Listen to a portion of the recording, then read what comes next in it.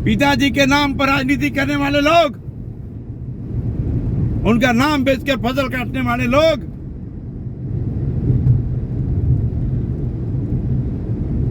आज राष्ट्रीय जनता दल के लिए वोट मांगने आ रहे हैं। आज से 35 साल पहले स्थापित पिताजी की मूर्ति के पर जो माला नहीं डालता है, जो उस प्रतिमा का सम्मान नहीं करता है, आज वो किस मुंह से पिताजी के नाम पर वोट मांगने का अधिकारी है। नमस्कार, आप देख रहे न्यूज फॉर नेशन और मैं स्वाति पांडे आपके साथ। लोकसभा चुनाव जारी है। 5 चरणों में चुनाव हो चुके हैं, 5 चरणों में मतदान हो चुका है और अब बारी है छठे चरण का। अगर बिहार के तमाम लोकसभा सीटों की बात करें और खासकर बिहार के बक्सर लोकसभा सीट की बात करें तो बक्सर लोकसभा सीट में मतदान अंतिम चरण में यानी 1 जून को होना है और 1 जून को होने वाले तमाम 8 लोकसभा सीटों में से बक्सर खासा और बेहद ही जो है एक तरीके से कहे तो बक्सर जो है वो हॉट सीट माना जा रहा है। हॉट सीट इसलिए क्योंकि वहां एक तरफ राजद की तरफ से जगदानंद सिंह के बेटे सुधाकर सिंह है, तो वहीं दूसरी तरफ बीजेपी की तरफ से जो है मिथिलेश तिवारी और इन दोनों को टक्कर देने के लिए निर्दलीय चुनाव लड़ रहे आनंद मिश्रा, जो कि पूर्व IPS अधिकारी भी हैं। बक्सर की जनता जो है वो मिथिलेश तिवारी को वोट देगी या सुधाकर सिंह को वोट देगी या IPS जो पूर्व IPS अधिकारी हैं आनंद मिश्रा उन्हें वोट देगी, ये तो 4 जून को ही पता चलेगा। लेकिन इससे पहले आपको बताते चले कि अब हाई वोल्टेज ड्रामा देखने को मिल रहा है बक्सर लोकसभा सीट पर, क्योंकि यहाँ जगदानंद सिंह के भतीजे हैं अमर सिंह, जो कि लगातार राजद के लिए तमाम काम कर रहे थे इस लालच में कि उन्हें टिकट मिल जाएगी, लेकिन ऐसा हो न सका। टिकट मिलता है सुधाकर सिंह को। अब इसके बाद अमर सिंह जो है वो अपनी पार्टी से खफा हो जाते हैं, यानी राजद से खफा हो जाते हैं, नाराज हो जाते हैं और फिर बीजेपी का दामन थाम लेते हैं। सिर्फ दामन ही नहीं थामते बल्कि अपने चचेरे भाई सुधाकर सिंह पर गंभीर आरोप भी लगाते हैं। आरोप ये कि ये सुधाकर सिंह जो है वो अपने चाचा के नाम पर वोट तो मांग रहे हैं, लेकिन आज तक अपने चाचा की मूर्ति पर माला तक नहीं चढ़ाया। तो देखिए राजद के प्रत्याशी हैं सुधाकर सिंह बक्सर से, उनके चचेरे भाई अमर सिंह जो है वो उनके ऊपर क्या कुछ गंभीर आरोप लगा रहे हैं। बिहार के पूर्व सिंचाई मंत्री और महान समाजवादी नेता स्वर्गीय सच्चिदानंद सिंह के पुत्र और राजद प्रदेश अध्यक्ष जगदानंद सिंह के सगे भतीजे अमरदयाल सिंह ने बक्सर के भाजपा प्रत्याशी को पूर्ण समर्थन दिया है। बीजेपी में चले भी गए हैं। अमर सिंह जो बक्सर लोकसभा से राजद द्वारा प्रत्याशी बनाए जाने की उम्मीद में 2 साल से राजद में सक्रिय रहे, परंतु छोटे भाई सुधाकर सिंह को टिकट मिलने के बाद वो पूरी तरीके से राजद के विरोध में लगे हुए हैं। अब भाजपा में ही अपना राजनीतिक भविष्य तलाश रहे हैं। खबर है कि बीजेपी के बक्सर लोकसभा के प्रत्याशी मिथिलेश तिवारी ने उन्हें प्रचार में लगने को कहा। वहीं आज अमरदयाल सिंह ने वीडियो बनाकर सुधाकर सिंह और अपने चाचा जगदानंद सिंह पर गंभीर आरोप लगाते हुए कहा है कि पिताजी के नाम पर राजनीति करने वाले लोग, उनके नाम को बेचकर फसल काटने वाले लोग पर आज राजद के लिए वोट मांग रहे हैं। आज तक उन लोगों ने मेरे पिताजी के मूर्ति पर माला नहीं डाला और वोट मांग रहे हैं, जो सरासर गलत है। ये सब लोग परिवारवाद करते हैं। तो देखिए, कहते हैं कि राजनीति में कोई किसी का सगा नहीं होता है, कोई किसी का अपना नहीं होता, और बिहार में अक्सर ये देखने को भी मिलता है। चाचा भतीजे अक्सर एक दूसरे के खिलाफ रहते हैं। कभी चिराग पासवान और पशुपति पारस की भी बात होती है। तो अब बात हो रही है बक्सर के राजद प्रत्याशी सुधाकर सिंह की और जगदानंद सिंह, जो कि राजद के प्रदेश अध्यक्ष हैं। अब इन दोनों बाप बेटे के ऊपर उनके ही चचेरे भाई के बेटे यानी अमर सिंह ने गंभीर आरोप लगाया है। अमर सिंह ने अपने चचेरे भाई सुधाकर सिंह पर गंभीर आरोप लगाते हुए कहा है कि ये मेरे पिता के नाम पर वोट मांग रहे हैं और राजनीतिक फसल काट रहे हैं, लेकिन ऐसा होगा नहीं। क्या कुछ कहना है अमरदयाल सिंह का सुधाकर सिंह को लेकर के, सुनवाते हैं उनकी बातों। पिताजी के नाम पर राजनीति करने वाले लोग, उनका नाम बेचकर फसल काटने वाले लोग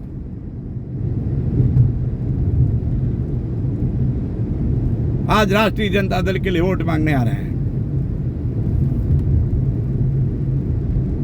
आज से 35 साल पहले स्थापित पिताजी की मूर्ति के पर जो माला नहीं डालता है, जो उस प्रतिमा का सम्मान नहीं करता है, आज वो किस मुंह से पिताजी के नाम पर वोट मांगने का अधिकारी है। सच्चिदानंद सिंह आज जिंदा होते तो कल्पना करिए वो कहां रहते। जिस कांग्रेस के खिलाफ लड़ते लड़ते पूरा जीवन गुजार दिया, उस कांग्रेस के साथ हाथ में हाथ मिलाकर ये लोग चुनाव लड़ रहे हैं। क्या पिताजी कभी बर्दाश्त करते? नहीं करते। मुझे पूरा विश्वास है कि सच्चिदानंद सिंह अगर आज जिंदा रहते तो भारतीय जनता पार्टी के दामन थामते, क्योंकि ईमानदारी यहीं पर है, कार्यकर्ताओं का सम्मान यहीं पर है, देश को बचाने की क्षमता यहीं पर है, गरीबों का कल्याण करने की क्षमता यहीं पर है, समाजवाद का सम्मान करने की क्षमता भी भाजपा के पास है। आज कर्पूरी जी को सम्मान किसने दिया? चौधरी चरण सिंह को सम्मान किसने दिया? मैं जानना चाहता हूं। 10 साल सरकार रही आपकी मनमोहन सिंह के नेतृत्व में। लालू जी के हाथ में भी 26 MP थे। क्या चाहते तो कर्पूरी जी को वो भारत रत्न नहीं दिलवा पाते? नहीं दिलवाया, क्योंकि कर्पूरी ठाकुर से ये लोग नफरत करते थे। जगदानंद सिंह सच्चिदानंद से नफरत करते थे। मेरे पिता को जिस तरह से 1980 के चुनाव में भीतरघात करके राजनीति से बाहर करने का कोशिश किया गया, जिस तरह से हमारे पिताजी के साथ घात किया गया, उनका सम्मान नहीं किया गया, उनकी मूर्ति के पश्चात भी उनकी इज्जत नहीं की गई।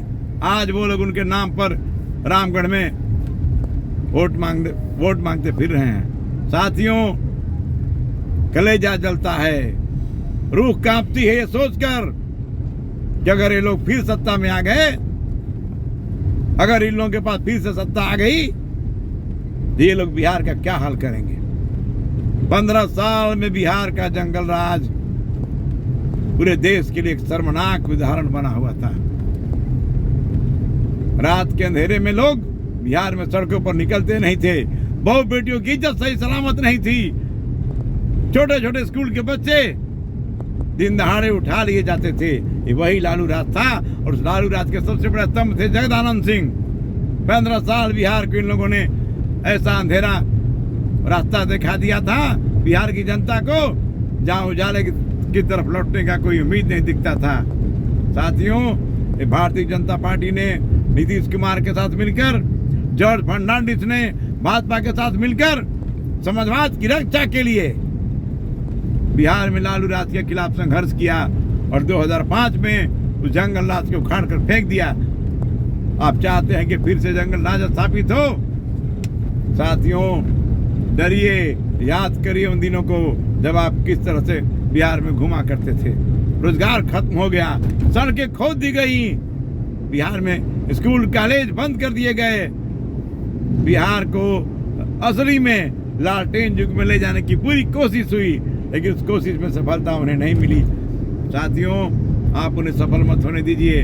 मैं आपसे निवेदन करता हूं, मैं सच्चिदानंद सिंह का पुत्र, महान समाजवादी, 1977 में बिहार के सिंचाई मंत्री रहे, 21 महीने सिंचाई मंत्री रहे सच्चिदानंद सिंह का पुत्र अमरदयाल सिंह।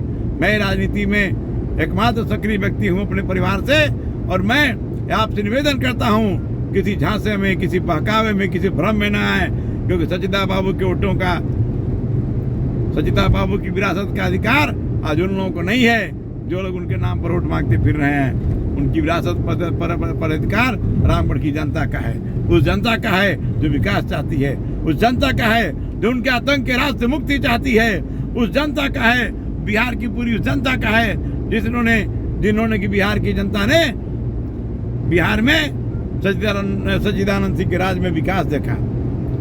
मात्र 21 महीने के शासनकाल में मेरे पिताजी ने 6500 इंजीनियरों को एक साथ रोड पर खड़ा करके, एक साथ सड़क पर खड़ा करके पटना के गांधी मैदान के पास नौकरियां उनके हाथों में बांट दी थी। मैं उस सच्चिदानंद सिंह का बेटा हूं, उस सच्चिदानंद की विरासत वो थी। और 15 साल में जगदानंद सिंह ने पूरे बिहार में किसी एक लड़के को नौकरी नहीं दिया, किसी एक नौजवान को रोजगार नहीं दिया। हाँ, उन्होंने 15 साल में के शासनकाल में पूरे बिहार में सिर्फ एक लड़का उनको ऐसा नजर आया जो नौकरी के काबिल था, और वो था उनका बड़ा बेटा जो आज बिहार विधान परिषद में नौकरी करता है।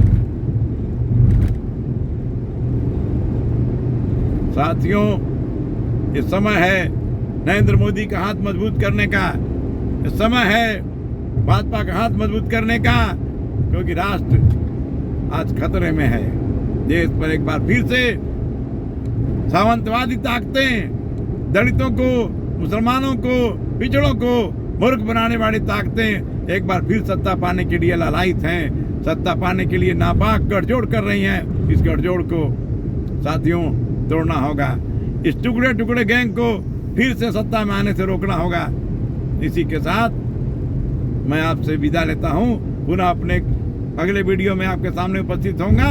साथियों, मैंने भारतीय जनता पार्टी ज्वाइन कर लिया है और मैंने फैसला किया है अपना पूरा शेष जीवन भारतीय जनता पार्टी के स्थापना, भारतीय जनता पार्टी के एजेंडे को, भारतीय जनता पार्टी के घोषणा पत्र को और भारतीय जनता पार्टी के सपने को पूरा करने में पूरा अपना जीवन होम कर दूंगा।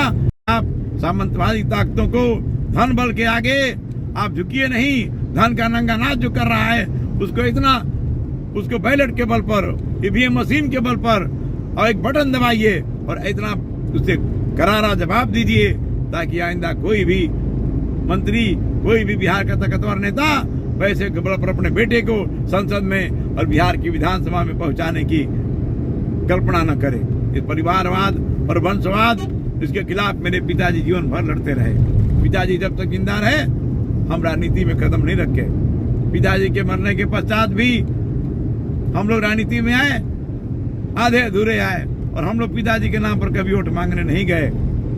मैं हूँ, चाहे मेरे बड़े भाई चुनाव लड़े हों 85 में, चाहे 90 में मैं चुनाव लड़ा हूँ, फिर 2010 में मैं चुनाव लड़ा हूँ। हम लोग पिताजी की मृत्यु के पश्चात राजनीति में आए और पिताजी ने विरासत में हमारे लिए धन दौलत का मार नहीं छोड़ रखा था।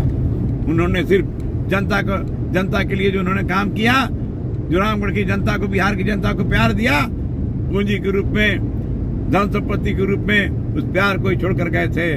साथियों, इसीलिए आपसे मेरा निवेदन है कि अब भारतीय जनता पार्टी में मैंने जो कदम रखा है, मेरा सम्मान रखिए, मेरी भी लाज रखिए और भारतीय जनता पार्टी को इतने ज्यादा मतों से विजयी बनाइए इस बार कि एक रिकॉर्ड बने बक्सर में और आइंदा कोई भी आदमी पैसे का नंगा नाच करने का जरूरत बक्सर लोकसभा क्षेत्र में नहीं कर सके।